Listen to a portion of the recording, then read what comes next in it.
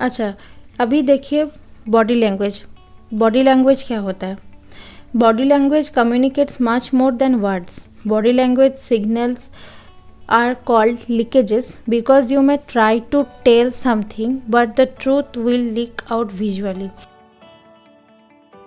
Body language जो है मतलब बोलने से भी ज़्यादा ताकत बॉडी लैंग्वेज में है। अगर आप कुछ दोस्त करके घर घुसेंगे ना तो आपका घर वाले पकड़ लेंगे आपके बॉडी लैंग्वेज से। आप कितना भी उसको छुपाने की कोशिश करो, बात घुमाने की कोशिश करो, बट होता नहीं है वो। ज़्यादा मम्मी लोग ज़्यादा पकड़ लेते हैं आपको। आपका आँख देख के वो लोग बोल सकते हैं कि आप रो रहे थे या फिर आप गुस्से में हो या फिर आप ज़्यादा ही हैप्पी मूड में हो। ओके, तो बॉडी लैंग्वेज ज़्यादा पावरफुल होता है। तो बॉडी लैंग्वेज को ठीक करने के लिए कुछ अवॉइड करना पड़ेगा आपको। ओके, जैसे कि नेल बाइटिंग मतलब चबाना, फिर बात करते करते मुंह को कवर कर लिए रुमाल से हो या फिर हैंड से हो। ओके, फिर कोई चेयर में बैठ के चेयर को बहुत हिलाता है, वो भी नहीं करना चाहिए। कोई कोई होता है लड़की लोग ज़्यादातर, कोई कोई होता है ना बालों का जो लॉक्स होता है उसको लेके घुमा रहा है फिंगर से, या फिर कोई ज्वेलरी पहन के उसको घुमा रहा है बात करते करते, तो वो सब नहीं करना चाहिए। तो देख लेते हैं यहाँ पे क्रॉस्ड आर्म और legs, carrying books or paper across your chest, slumped posture, sitting perched on the edge of the chair, wringing foot, rocking legs, drumming fingers, biting nails, fiddling with the jewelry or hair, covering your mouth with your hand while talking, rocking in your chair, straightening your throat too much, playing with watch और cufflinks. जैसे कि मैं पहले भी कही थी कि aggressive मत होइए ज़्यादा। तो यहाँ पे देखिए लुकिंग एग्रेसिव में क्या क्या आता है। Arms folded across the chest, steering, pointing, making a fist, leaning over someone. मतलब आप चेस्ट के सामने हाथ फोल्ड करके खड़े हो गए, जैसे कि हाँ तुम बोलते जाओ, मैं तुमको बाद में देख लूँगी तुम्हारे साथ क्या होता है। मतलब एग्रेसिव हुआ ना वो। स्टीयरिंग मतलब ज़्यादा उसको घूरना। ओके, पॉइंटिंग मतलब एकदम उंगली दिखा के बात करना उसके साथ। मेकिंग अ फीस्ट, गुस्से से फीस्ट मत बनाइए। लीनिंग ओवर समवन, एकदम गुस्से से चढ़ मत जाइए उसके ऊपर कि आप ही गलत हो मैं ही सही हूँ, ऐसे मत। ये सब अवॉइड करने से बेहतर होगा आपका पर्सनैलिटी डेवलपमेंट। बिहेविंग रूडली, देखने वाले जो ये भी रूडली बिहेवियर मत कीजिए। बिना रीज़न में किसी के साथ रूडली बिहेवियर मत कीजिए। ज़्यादा हो सके काइंडली पेश आने की कोशिश कीजिए। ओके, तो हम लोग देख लेते हैं बिहेविंग रूडली के अंदर क्या क्या आता है।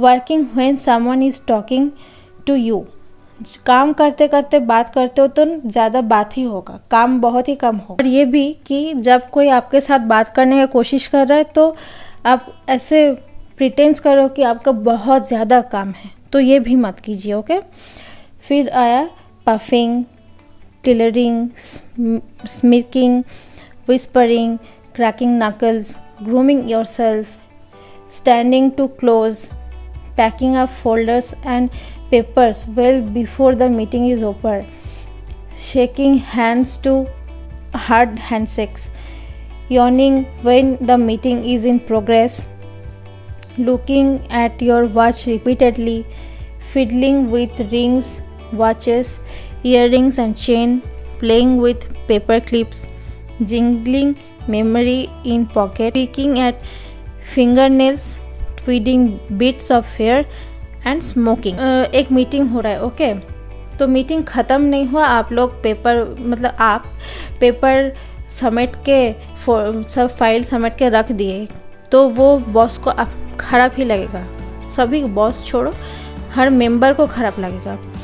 फिर आप लोग क्लास ख़त्म होने से ही पहले कितने बजे का क्लास ख़त्म होगा टाइम देखना स्टार्ट कर दिए, ये भी ठीक नहीं है। कोई कुछ बोल रहा है, कुछ मीटिंग चल रहा है, कोई बात चल रहा है, तो उस टाइम आप एकदम स्मोकिंग करते रहे, ऐसे कि आपके लिए स्मोकिंग ही ज़्यादा इम्पोर्टेंट है, उसका बात का कोई मायने नहीं रखता है, ऐसे ही उसको लगेगा। तो ये सब अवॉइड करके चलिए। Last but not the least, leadership qualities. जब आप फाइनली लीडर बन जाओगे तब ये कुछ टिप्स मेरे ओर से है, आप लोग ध्यान में रखिएगा, इसको याद करके अच्छे से रखिएगा। आप जब लीडर बन जाएंगे किसी टीम या किसी ग्रुप का, ये तब बहुत ज़्यादा काम आएगा।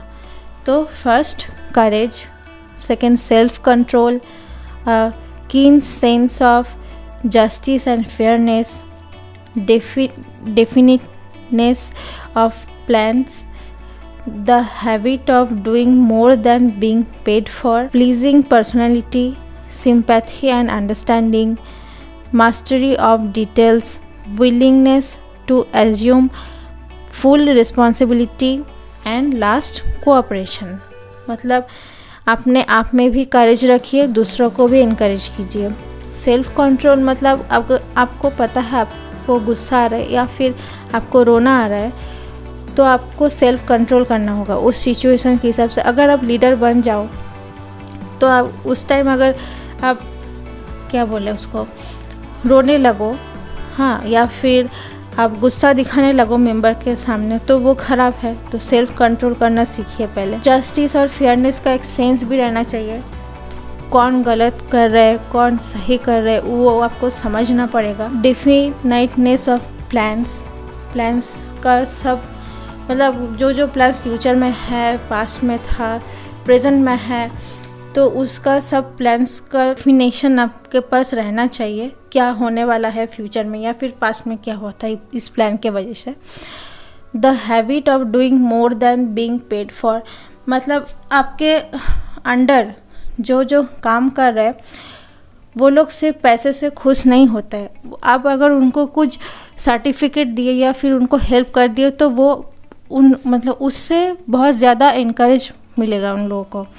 तो ये करने का हैबिट अब रखिए। प्लीजिंग पर्सनालिटी, जो कि मैं पहले भी कही हूँ कि सभी के साथ काइंडली पेश है। फिर सिंपैथी एंड अंडरस्टैंडिंग, सभी का सिचुएशन को समझने की कोशिश करना है। तब willingness to assume full responsibility, mastery of details, सभी का डिटेल्स रखना, सभी का रिस्पॉन्सिबिलिटी सभी को समझा देना, और ख़ुद का रिस्पॉन्सिबिलिटी क्या है वो भी समझना।